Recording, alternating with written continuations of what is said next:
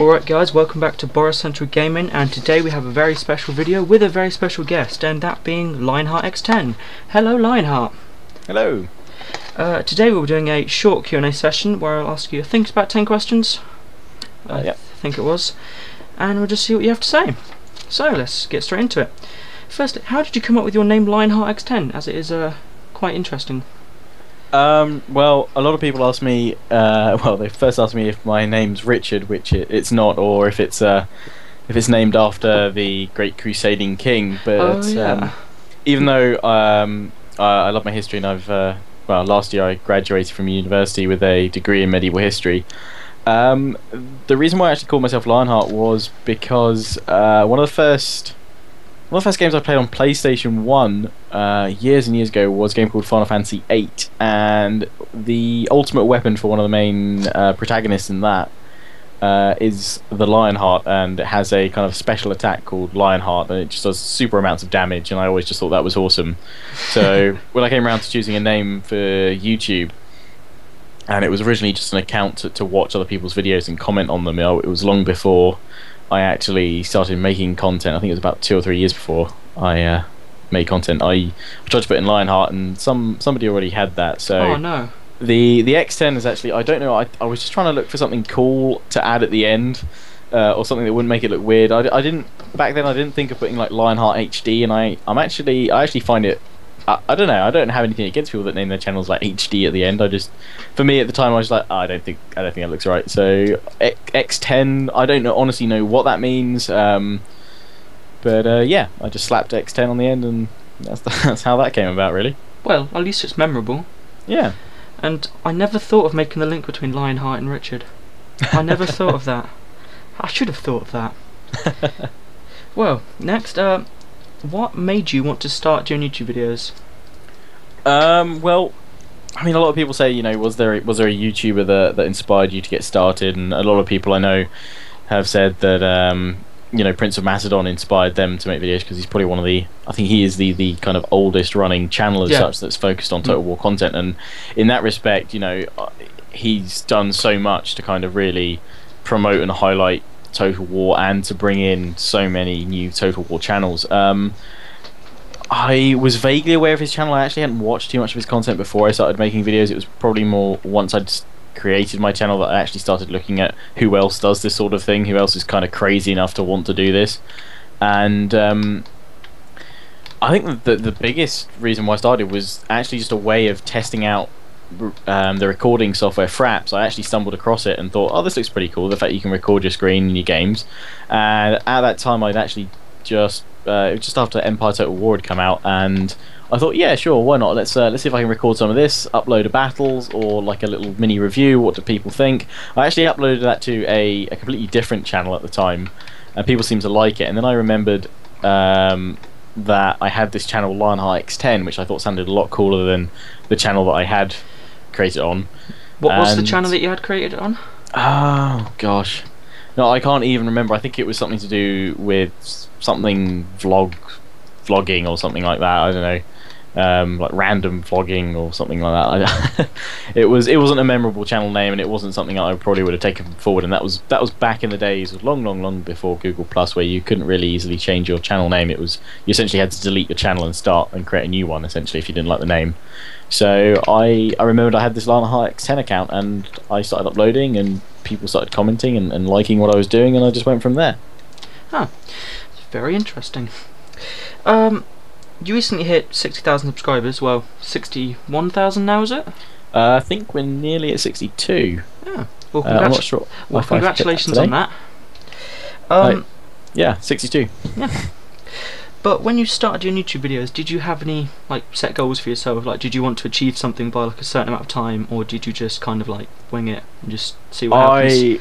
Yeah, I winged it and just will sort of let it go. I just went with the flow. I mean, I remember putting up my like 100 subscriber kind of thank you video sort of thing, and you know, I was surprised that, you know, one person was interested in watching what I was, you know, uploading, let alone 100. And same when it got to 200. And I mean, when it hit 1,000, that's, you know, back then I've been YouTubing for nearly 5 years now, and I thought you know, 1,000 people subscribe to a channel, you know, most of my videos getting, you know, a couple of hundred views. I thought that was insane. I thought that was huge.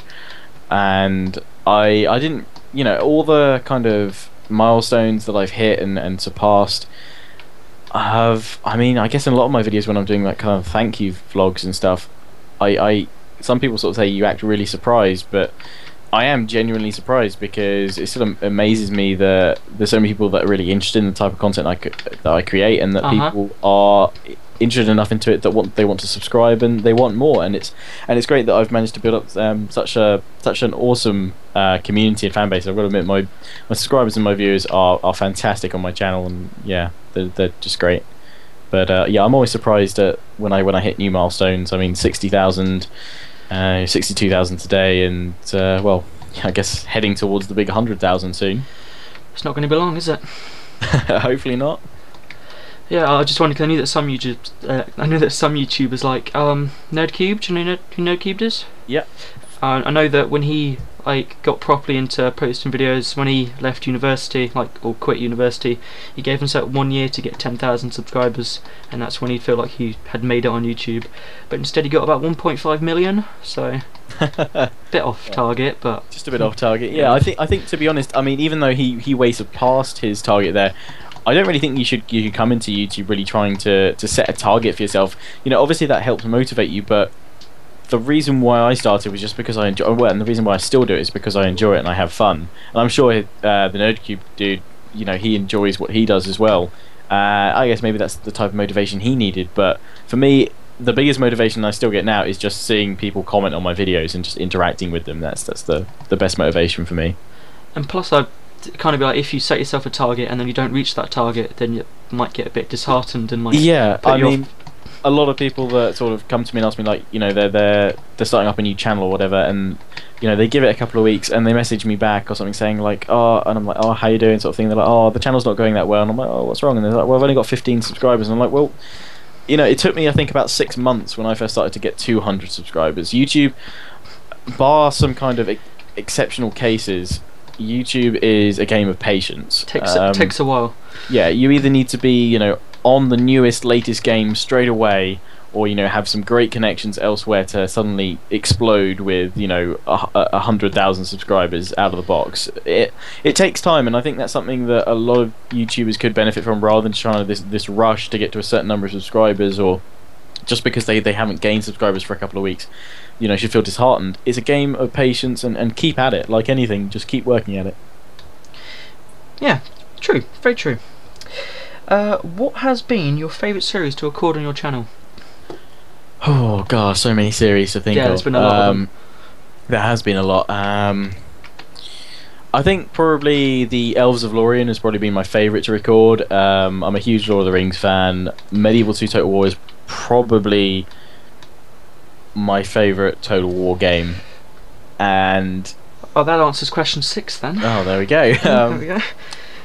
And I don't know, maybe it's because I'm, you know, probably of all the historical periods, the medieval period is sort of my favourite to look into. Oh, that was going to be my replacement question for number 6. Oh, sorry. God. We could go into a bit more depth of which specific periods, but yeah, I think it's got to be the Third Age mod. I mean, it's a fantastic mod, and the fact that these guys have worked on it literally for years to get to the point where it is now. You know, not full time. You know, whenever they get the time, you know, they've either been having full-time jobs or going through school or university or college or whatever they're doing. And it's great to see that kind of dedication and level of skill, basically, to create a whole new game, basically.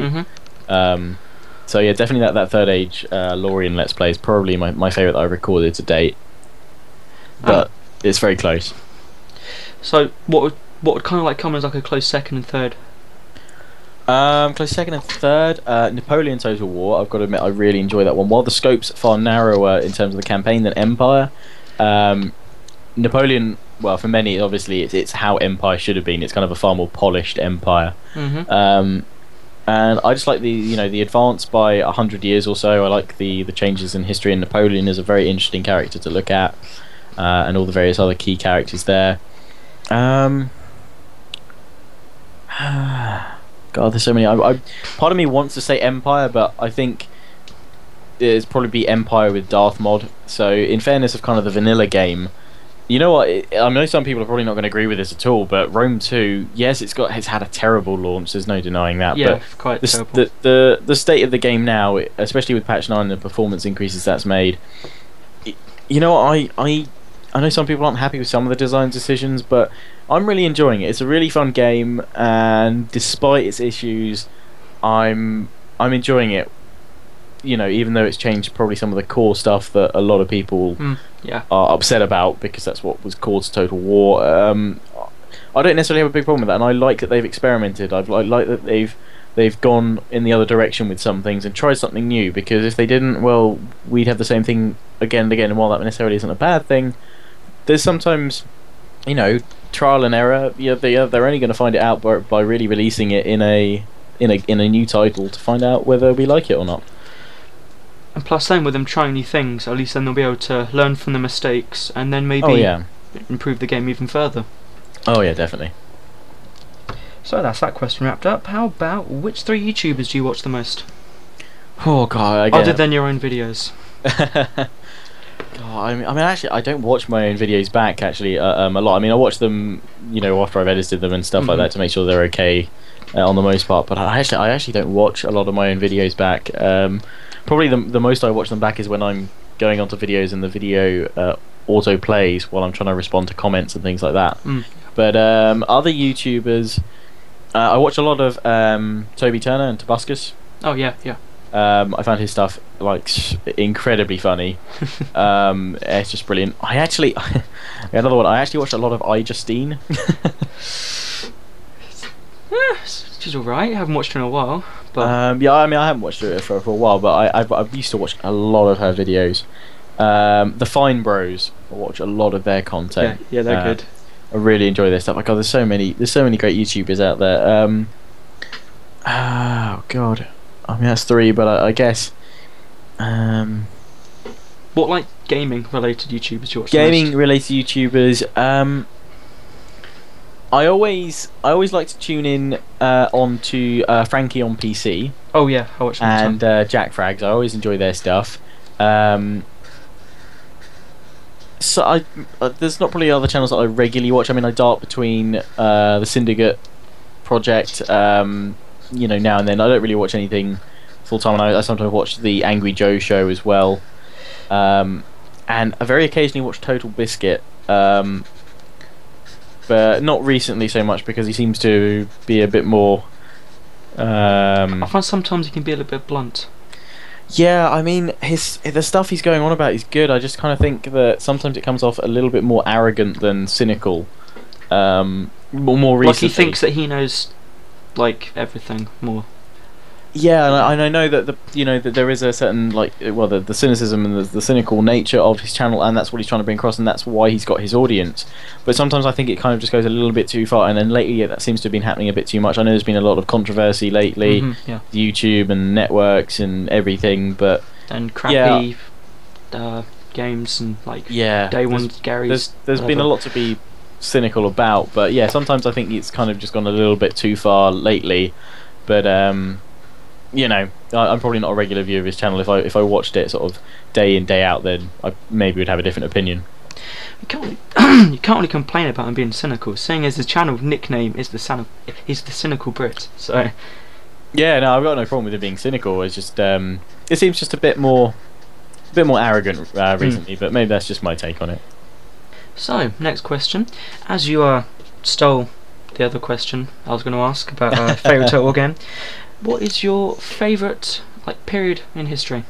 My favourite period in history would be the 100 Years' War, which well, actually didn't last for 100 years. It lasted for probably around about 120 odd, roughly from around 1330 to 1450, 1458 onwards. Really, it's it depends where you kind of choose the exact start battle or start event and the end event and battle or sort of thing that really defines when it ends and stuff, and there's conflicting views and all that. But I find it really interesting because it's when both England and France were both kind of considered reasonably strong European superpowers, and they were just going at it at each other. England was throwing out a claim that they had claim to the French crown. and France was obviously defending that and trying to stop the English invaders. And it was a to and fro, and it looked at several points like England had the upper hand and was about to do well. Henry V and the Agincourt campaign, and then it all just kind of collapsed, and France was able to go through a period of lengthy recovery because it had been heavily damaged by the war. And just around about the 1490s, it kind of came to a point where it actually could re-establish itself as a European power. I think even though the English pulled back and were able to re-establish them far faster, they really didn't meddle in European affairs for quite some time. But yeah, I just find it a really interesting dynamic period. Yeah, well, I know that my favourite period in history has to be the Punic Wars from about 264 BC to 200 BC, around that time. Mainly because during that time period, it's where Rome as a nation kind of grew and flourished into the empire that dominated the world. Well, not the world, dominated Europe. Yeah. It's a period I've never actually really looked that much into, and playing Rome 2's actually kind of, I guess, almost inspired me in a way to actually find out more and get more interested and sort of research more about the topic. I don't really have a choice. It's what I'm doing at college, so. Oh, fair. It's kind of also where, like, the Roman army kind of shaped itself as they had to learn from the mistakes they were making against Hannibal and the Carthaginians, and they adopted the Spanish gladius, which lived through in the Roman army till its death or its failure. So, alright. Yeah, it was Publius Cornelius Scipio when he was trying to conquer Spain. See, school does work. Right, only 4 questions left. I bet you're glad about that. So, what was your favourite movie of all time? Like your number one? Oh, they're not easy, these, are they? Probably Return of the King. Oh yeah, Lord of the Rings. You said you liked Lord of the Rings. Yeah. I really enjoy all 3, but I guess Return of the King, the biggest battles, the biggest sequences. Yeah, I just love the Lord of the Rings, and I think that Peter Jackson did a fantastic job of bringing them to the big screen. And that's probably my favourite movie. What?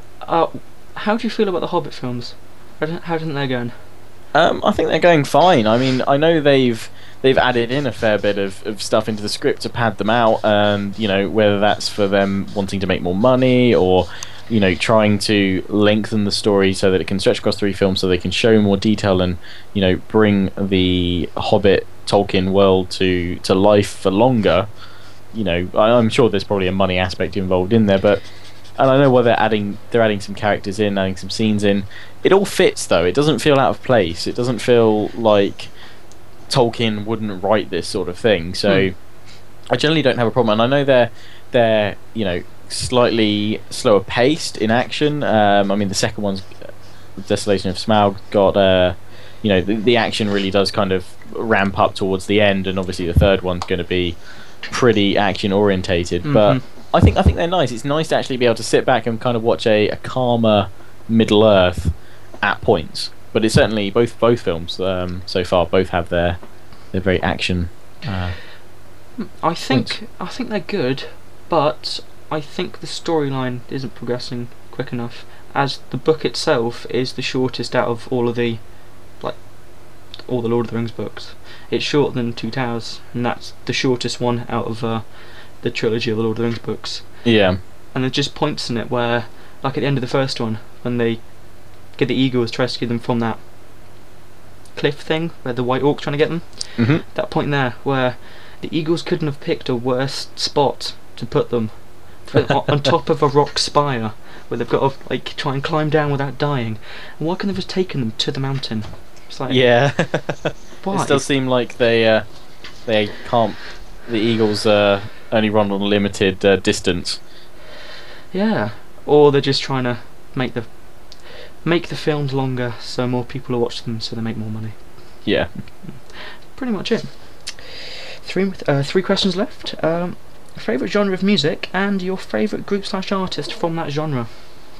Oh, well, I guess genre would probably be, I guess, classical soundtracks, or like movie soundtracks. So again, I'm guessing Lord of the Rings music. That certainly features in there. I do. I mean, I listen to a bit of everything, to be honest, but I'm never really, heavily into one genre. Like the mainstream pop songs that come out. To be honest, I'm quite happy with them. But the first thing I'll probably buy, music-wise, when I know it's out, is a movie soundtrack. So stuff like Lord of the Rings. And I recently bought, Thor: The Dark World soundtrack. That's got some great tracks on it. I know that a few years ago, the radio station Classic FM. Mm-hmm. They brought out like a 4 CD, like a 4-disc CD thing of all movie soundtracks. Oh yeah, because I think my parents bought me it. Oh nice. But I don't know where it is. But I'm pretty sure there was. So maybe you could get yourself that, and then just listen to Lord of the Rings all day. I've already got the Lord of the Rings soundtracks and both Hobbit soundtracks so far. But I mean, I do like the work of Hans Zimmer as well. Mm-hmm, yeah. The work he does, and the chap that did the Iron Man soundtrack as well. Can't remember his name. Begins with R, but yeah, there's a lot of fantastic kind of that sort of epic classical soundtracking music and thing. Probably another one that's different from that is probably Two Steps from Hell. Oh yeah, I did a video on one of their soundtracks. Their music is awesome. It just gets you like excited, and you can sense like it's a just lot of so them. Epic. Yeah, they're all just like epic tracks, and yeah, they're brilliant to listen to. Like if you're I play hockey at the weekends, and if you ever need to get yourself psyched up or pumped for a match or whatever you're doing, then just listen to one of their pieces of music, and you will certainly feel like charging into the other team, sort of thing. But I wouldn't recommend charging into them. You might get sent off. Yeah, no, don't whack them with a stick. Yeah, it could go even worse. You could get arrested for assault. So don't do that. Yeah. Don't do that. Right, what TV programs are you watching at the moment? What I'm watching at the moment on Netflix, that I actually started watching about a year ago, and it's kind of coming back to rewatch it again, is a program called Person of Interest. Ooh, what's that about? Never heard of it. It's basically a super smart tech genius developed for the US government following the 9/11 attack. Mm-hmm. A computer server system that could access basically any camera, any microphone, any email, any data that's sent around, and work out a system of whether this information it was gathering and watching and things like that would lead to an imminent threat to US citizens or government on a large scale, on a terrorist level scale, so to prevent another 9/11 essentially. But what the machine also did as a byproduct was spit out supposedly a list of what it classed as irrelevants, which were people that were going to murder someone else, or someone that was going to be murdered, so victims or perpetrators of just totally everyday normal crimes that could lead in one of them dying. So this creator, he found out about this list, and while he handed over the device and the server to the US government to protect the US against terrorist attacks, he wrote in a backdoor program so he could access this irrelevant list, or what it classes as an irrelevant list, but all it would spit out is a social security number, which over in the States can be tied to their information, date of birth, and access a lot of information. Yep. But so this guy has to work with the social security number, and he teams up with an ex-special forces spy basically, who's lost his way, and the two of them together work to basically save the lives of the person whose number it is, whether if they're a victim, they try and save them, and if they're a perpetrator, they make sure that they don't carry out whatever crime they're going to commit and get them put in jail. Sounds very similar to the whole computerized system thing. Sounds like what's happening a lot in America at the moment. Yeah, I wouldn't be surprised if there was a system on some sort of level like that. I mean, to be honest, we'd probably never find out. Isn't that what that what's he called? That guy, You know the guy. Glasses, beard. Didn't he like he released something. Snowden? Yeah, that was it. He released sensitive. Yeah, well, that's just all about like kind of spying and counter spying, isn't it? And then monitoring and things like that. And I guess the part of the argument is, people don't like the idea that they're monitored, but knowing that they're being protected and being looked after, they like the idea of that, but they're not prepared to, I guess, deal with the invasion of privacy that goes with that. I guess it's a double-edged sword there. I don't think they like the whole being monitored thing, because it seems too much like kind of in like a totalitarian state where like almost like a Big Brother, like the what book's it from? George Orwell book? Oh yeah, I know what you mean. Yeah, seems too much like that. Yeah, I mean, to be honest, I've whenever I've thought about it, I probably wouldn't be too bothered, but if it actually happened, I probably would. But I guess if you've got nothing to hide, then you're fine. But I guess if it's a system that would stop terrorism and things like that, potentially on a level where it wouldn't be so invasive, then yeah. But I guess though, if that is something that is happening, we'd probably never know, because there'd be outcry and all sorts of trouble. Well, it depends. If it's automated like YouTube's automated service, then then shit could go bad. Yeah. If it's as bad as YouTube's service, I mean, YouTube service is really good. It's the best. We love you, Google. Channel not terminated. Right, final question, right? How pumped are you for this final question? I am super pumped, super psyched. Right. What 3 things are you most looking forward to in 2K14 or 2014 if you don't know tech speak? Oh, well, there's some interesting games coming up. Hoping to see Watch Dogs on PC at some point this year, as well as potentially a GTA 5 PC version. I'll take a while though, because Yeah. God, 2014. I'm just excited to see how my channel's going to be. By the end of the year, middle of the year, what's going to be coming up, what opportunities I can kind of make for myself. I'm attending a couple of gaming conventions in the UK this year as well. So, where are you off to? I'm off to Resd in the end of March up in Birmingham. It's a 3-day event up at the NEC there, the big convention centre and sports stadium and all that. So that should be fantastic. And then I'm going to be going to what was Eurogamer London, is now EGX London. Oh, is that what it's called now? Yeah, it's a bit of a rebranding, because it's technically EGX Resd as well. They're kind of, because it was under Eurogamer's kind of umbrella. But yeah, they've kind of gone for a rebranding, which it just sounds cool, to be honest. But yeah, I'm going to be down there in London as well at the end of September. Are you going to say what day you're going to Eurogamer? I'll hopefully be attending all of them. I'm attending all of them at Resd. So hopefully I'll be around there.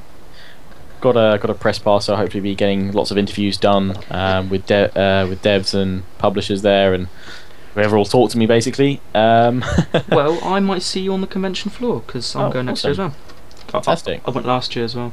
Oh, brilliant. I missed out last year. I went the year before. It was alright last year. Wasn't anything special.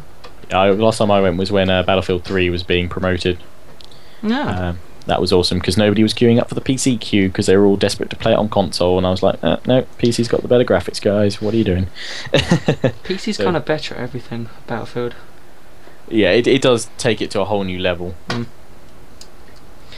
Oh, anything else you'd like to add to what you're looking forward to? Just looking forward to pretty much everything at the moment. It all seems to be going well at the moment. Just excited to see where I'll be. I'm going to make a prediction. I think by the end of the year you'll be at, if you continue getting subscribers at your current rate, probably nearly 100,000 or 100,000. Yeah, I should, according to the statistics website I use, be hitting it around about September. So that should be pretty cool. So maybe about 130 then, if that statistic website is correct. Yeah, that's again if I keep growing at the kind of a flat rate. So YouTube's all over the place. You don't really get a consistent level. Normally it just keeps on going up, which is obviously a good thing. So, you know, it might be full then, might not, but yeah, just see how it goes. Right, well, that was the final question. So, thank you, Lionheart, for doing this little Q&A session with me. I really appreciate it. And hopefully we can do some more videos in the future. Yeah, definitely. Right, so that's been the Q&A session with LionHeartx10. See you guys. I'll see you guys in the next episode. Bye.